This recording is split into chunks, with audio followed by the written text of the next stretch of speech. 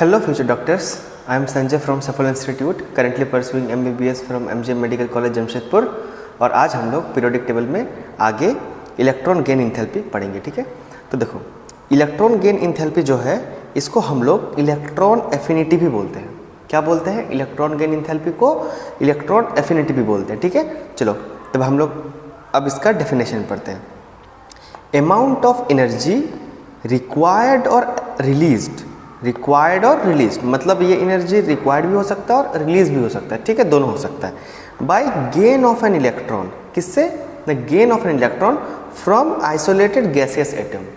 Isolated gaseous atom अभी हम लोग नेक्स्ट लेक्चर में बात किए थे। आइसोलेटेड गैसियस एटम मतलब ऐसा एटम जिसको किसी और से वो इन्फ्लुएंस नहीं होता है। ठीक है, चलो देखते हैं, फिर से पढ़ते हैं डेफिनेशन। क्या बोले?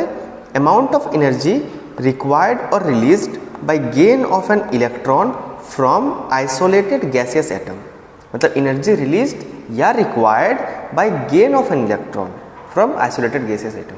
ठीक है, चलो अब यहाँ पे देखते हैं। सपोज मेरे पास एक कोई भी एटम है, आइसोलेटेड गैसियस एटम m मान लेते हैं।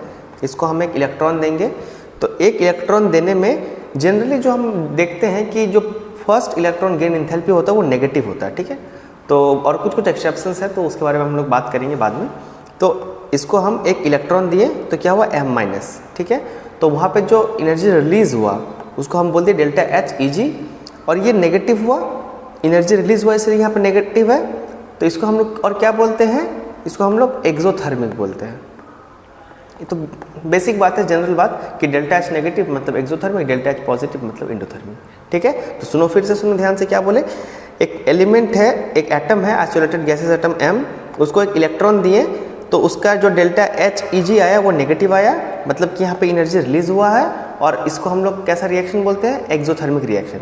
अब देखो, क्योंकि यहाँ पे जो इलेक्ट्रॉन गेन इंथैल्पी है वो नेगेटिव है, ठीक है, तो इसका मतलब क्या हुआ यहाँ पे कि वो इलेक्ट्रॉन लेना चाहता है, मतलब उसका इलेक्ट्रॉन एफिनिटी पॉजिटिव है। ठीक है, चलो इसको फिर से अब उसका देखो कॉन्ट्रास्टिंग पार्ट देखो। m- है, उसको हम एक इलेक्ट्रॉन दिए तो उसका जो डेल्टा एच ई जी आया वो पॉजिटिव आया, मतलब यहाँ पे एनर्जी हमको देना पड़ेगा। क्यों? इलेक्ट्रॉन देने के लिए यहाँ पे हमको एनर्जी देना पड़ेगा। ऑब्वियस ही बात है, m- है, इसके पास ऑलरेडी नेगेटिव चार्ज है, और यहाँ पे हम फिर से एक इलेक्ट्रॉन अगर देना चाहेंगे तो बिना ऐसे चुपचाप तो वो नहीं लेगा, थोड़ा सा ज़बरदस्ती करना पड़ेगा, और ज़बरदस्ती करने में तो एनर्जी देना पड़ेगा ना, तो इसीलिए हमको यहाँ पे delta H positive, delta H positive हुआ मतलब यहाँ पे क्या हो गया? मेरा इलेक्ट्रॉन एफिनिटी नेगेटिव। तो इससे हम एक बात कंक्लूड कर सकते हैं कि more negative delta H E G more electron affinity, मतलब more is electron gain enthalpy, more is electron affinity. ठीक है, चलो अब हम लोग ट्रेंड्स पे आते हैं। ट्रेंड्स में हम लोग वही लेफ्ट टू राइट देखते हैं, टॉप टू बॉटम देखते हैं। सबसे पहले हम लोग लेफ्ट टू राइट वाला ट्रेंड देखेंगे। ठीक है, देखो लेफ्ट टू राइट में क्या है, जैसे जैसे लेफ्ट टू राइट जाएंगे, इतना अब से तो पटक तो याद हो गया होगा कि लेफ्ट टू राइट जैसे हम लोग जाते हैं हमारा जेड इफेक्टिव बढ़ता है। जेड इफेक्टिव बढ़ा मतलब इफेक्टिव न्यूक्लियर चार्ज बढ़ा, और इफेक्टिव न्यूक्लियर चार्ज बढ़ा मतलब इलेक्ट्रॉन एफिनिटी बढ़ा। ठीक है, टॉप टू बॉटम देखो, टॉप टू बॉटम में क्या हो रहा है? जैसे जैसे टॉप टू बॉटम आ रहे हैं साइज बढ़ रहा है, साइज बढ़ रहा है तो इलेक्ट्रॉन एफिनिटी घट रहा है। क्यों घट रहा है? साइज जैसे जैसे जैसे हम लोग टॉप टू बॉटम आ रहे हैं, ऐसे है, शेल बढ़ते जा रहा है, साइज बढ़ते जा रहा है, तो इस न्यूक्लियस यहाँ पे इलेक्ट्रॉन जो हम देंगे उसको वो अट्रैक्ट नहीं करके रख पाएगा, तो इसीलिए साइज बढ़ रहा है और इलेक्ट्रॉन एफिनिटी घट रहा है। ठीक है, चलो अब जनरल ट्रेंड से तो क्वेश्चन बहुत कम ही पूछा जाता है, आता किससे है? एक्सेप्शन से। तो एक्सेप्शन देख लेते हैं। देखो एक्सेप्शन सबसे पहले हम लोग देखेंगे सेकंड पीरियड का। सेकंड पीरियड में क्या एक्सेप्शन है हमारा?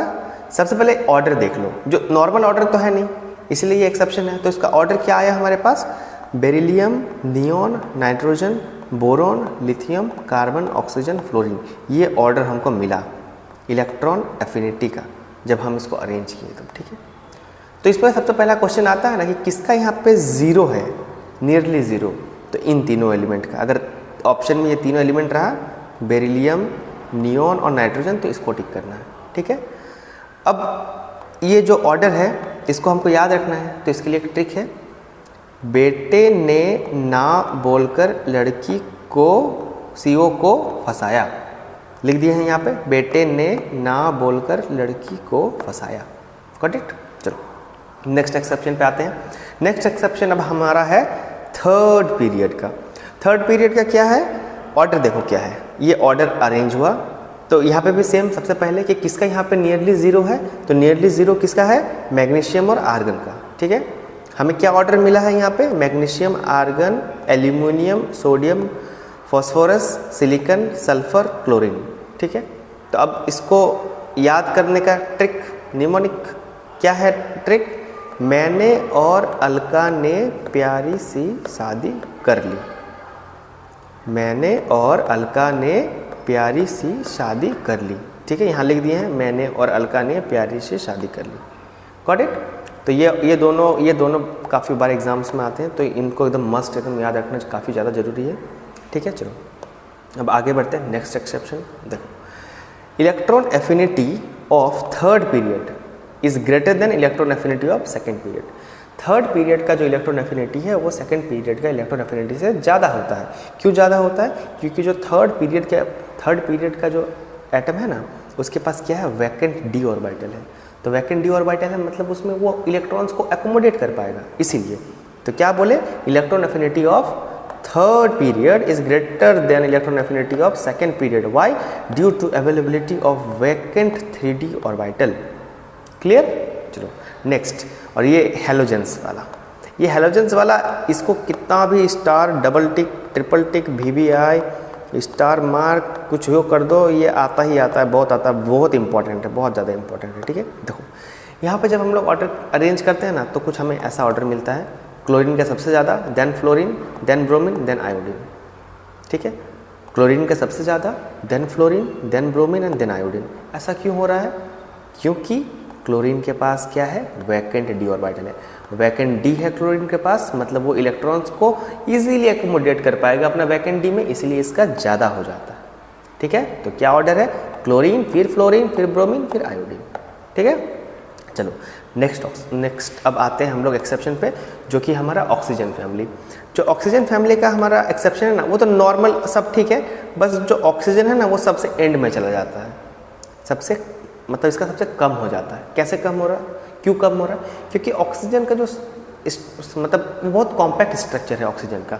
तो कॉम्पैक्ट स्ट्रक्चर है, एकदम कॉम्पैक्ट है। अब बाहर से वहाँ पे इलेक्ट्रॉन आएगा तो वो उस इलेक्ट्रॉन को आने में थोड़ा सा मुश्किल होगा, क्योंकि ऑलरेडी उसके पास इलेक्ट्रॉन से बाहर में, तो वो उसको रिपेल करेगा, आने नहीं देगा, इसीलिए उसका कम हो जाता है। तो हमें क्या ऑर्डर मिलता है यहाँ पे, सल्फर, सिलीनियम, टेलुरियम, पोलोनियम और ऑक्सीजन।